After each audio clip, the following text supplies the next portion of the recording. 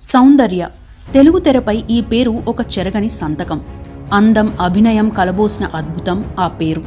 ఒక తరం మహిళా ప్రేక్షకులను ప్రభావితం చేసిన సౌందర్య మహానటి సావిత్రి తరువాత ఆ స్థాయి నటిగా గుర్తింపు తెచ్చుకుంది. చిలిపిదనపు పాత్రలతో పరిచయమై ఆ తరువాత దక్షిణాది సినిమాకే ఆప్తమిత్రురాలిగా మారిపోయింది. దశాబ్దానికి పైగా తన నట వైదుష్యంతో ప్రేక్షకులను సమ్మోహనపరిచిన ఆ సౌందర్యం అకస్మాత్తుగా మాయమైంది. జూలై 17తో 51 వసంతాలు పూర్తి చేసుకుంటున్న సౌందర్య మన మధ్య లేకపోయినా ఆ నటన, ఆ ప్రతిభ అజరామరం.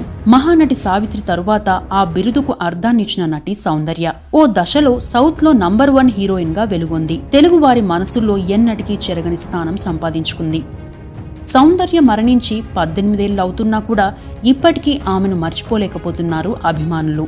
సౌందర్య అసలు పేరు సౌమ్య. 1971 జూలై 17న కర్ణాటకలోని ములబాకల్ ప్రాంతం అష్టగ్రామంలో పుట్టారు. తల్లి మంజుల, తండ్రి కెఎస్ సత్యనారాయణ. ఆమె ఎంబీబీఎస్ చదువుతున్న సమయంలో తండ్రి స్నేహితుడి సారథ్యంలో వచ్చిన గంధర్వ మూవీలో తొలిసారిగా నటించారు. తెలుగులో రైతు భారతం సినిమా చేసినా పెద్దగా గుర్తింపు రాలేదు.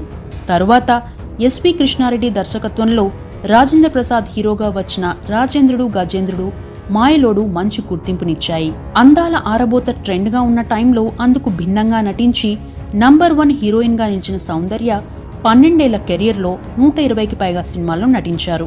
నంబర్ 1, మాయలోడు, మేడం, టాప్ హీరో, అల్లరి ప్రేమికుడు, అమ్మ దొంగ వంటి సినిమాలు చేసేటప్పటికీ తెలుగునాట సౌందర్య పేరు మారుమోగింది. అక్కినేని నాగార్జున హీరోగా ఈవివి సత్యనారాయణ తెరకెక్కించిన హలో బ్రదర్తో తొలి భారీ హిట్ను అందుకోగా 1995లో కోడి రామకృష్ణ దర్శకత్వంలో వచ్చిన అమ్మోరు స్పెషల్ ఇమేజ్ను తెచ్చింది. తెలుగు ప్రేక్షకుల్లో, ముఖ్యంగా మహిళా ప్రేక్షకుల్లో సౌందర్యపై అభిమానం పెరగడానికి కారణం అమ్మోరు చిత్రమే.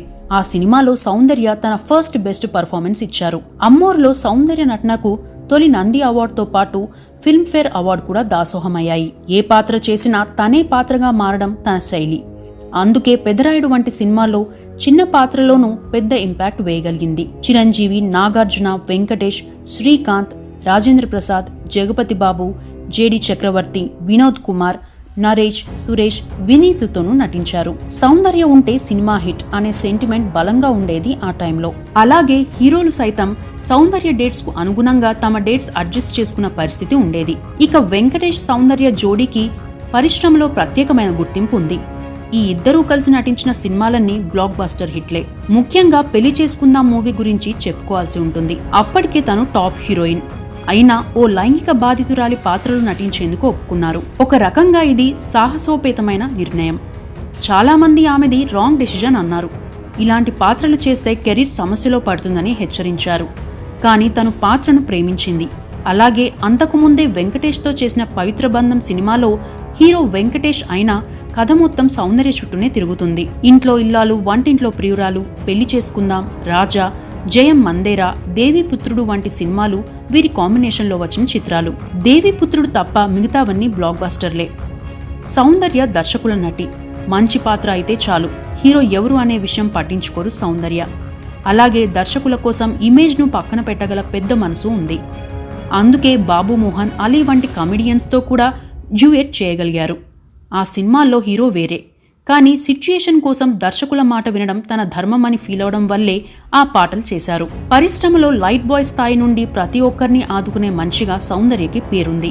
వీటన్నిటి మూలంగా పరిశ్రమలోనే కాక అభిమానుల హృదయాలలోనూ తిరుగులేని తరిగిపోని అభిమానాన్ని సంపాదించుకున్నారు. ఇక 2001 తర్వాత సౌందర్యకు కొన్ని ఆఫర్లు తగ్గాయి. తెలుగులో సౌందర్య చేసిన చివరి సినిమా మోహన్ బాబు హీరోగా నటించిన శివ్ శంకర్. 2002లో సినిమాలు బాగా తగ్గిన తరువాత సౌందర్య నిర్మాతగా మారింది. ద్వీప అనే కన్నడ సినిమాను నిర్మించారు. గిరీష్ కాసరవల్లి డైరెక్ట్ చేసిన ఈ చిత్రానికి బెస్ట్ ఫీచర్ ఫిల్మ్, బెస్ట్ సినిమాటోగ్రఫీలో జాతీయ అవార్డులు, నాట్లు కర్ణాటక ప్రభుత్వ అవార్డులు వచ్చాయి. అలాగే 3 ఫిల్మ్ఫేర్ పురస్కారాలు లభించాయి. నటిగా సౌందర్య స్థానం భర్తీ చేయలేనిది. ఇక 2003లో తనకు బాల్య స్నేహితుడు, వరుసకు తనకు మేనమామ అయ్యే జిఎస్ రఘును వివాహం చేసుకున్నారు. అప్పట్లో వీరి ప్రేమని సౌందర్య వాళ్ళ ఇంట్లో అమ్మా నాన్న ఒప్పుకోలేదని, రఘు కోసం వాళ్ళని సైతం ఎదిరించి పెళ్లి చేసుకున్నారని కూడా ప్రచారం జరిగింది. ఇక ఆమె సినిమా ద్వారా ఎంతో కష్టపడి సంపాదించిన ఆస్తులు మొత్తం కూడా తన భర్త పేరు మీదనే రాశారని కూడా చెబుతారు.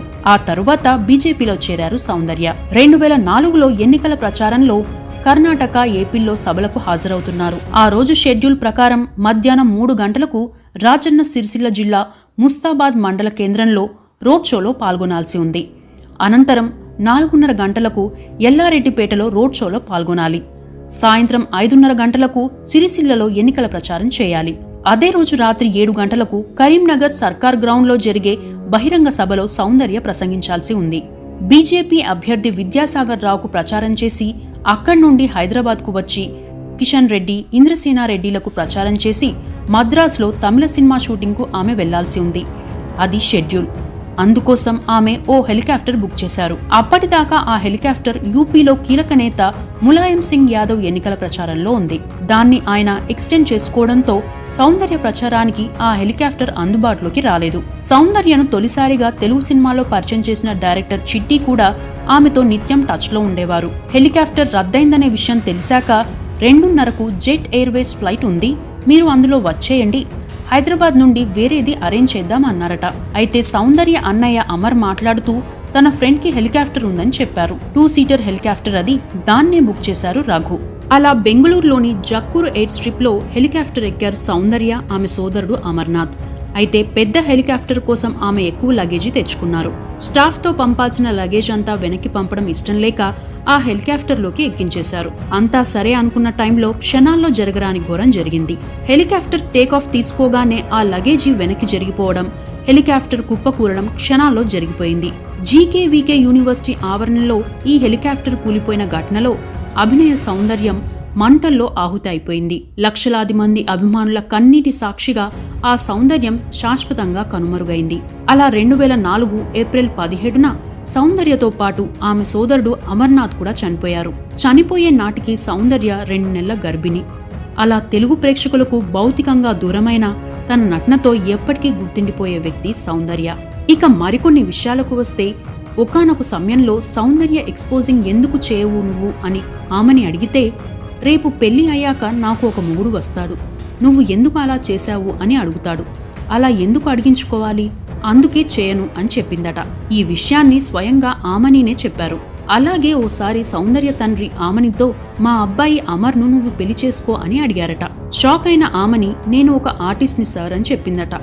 మా అమ్మాయి కూడా హీరోయిన్, నువ్వు హీరోయిన్ కదా, ఇద్దరూ వదినా మర్దలైతే బాగుంటుంది, అమర్ నువ్వు సరిజోడు అవుతారు అని చెప్పారట. ఆ సంఘటన జరిగినప్పుడు తెలంగాణ శకుంతల కూడా పక్కనే ఉన్నారని ఆమని గతంలో చెప్పుకొచ్చారు. అయితే ఆ తరువాత అమర్ అడ్వకేట్ అయిన నిర్మల్ను ప్రేమ వివాహం చేసుకున్నాడు. మరో విషయానికి వస్తే, సౌందర్యకు అంతకుముందే ఓ ప్రమాదం కూడా తప్పింది. శివశంకర్ సినిమా షూటింగ్ జరుగుతున్న టైంలో ఏర్పాటు చేసిన షెడ్లో కూర్చున్నారు సౌందర్య. ఆ సెట్ పై భాగంలో పనులు జరుగుతున్నాయి. ఓ లైట్ మ్యాన్ సినిమా పనుల్లో భాగంగా పైనుంచి వెళ్తున్నాడు. ప్రమాదవశాత్తు పీఓపీ సెట్ విరిగిపోవడంతో లైట్ మ్యాన్ కింద పడిపోయాడు. పీఓపీ విరిగి రేకులపై పడ్డంతో ఆ సౌండ్కి సౌందర్య పక్కకి వెళ్లారట.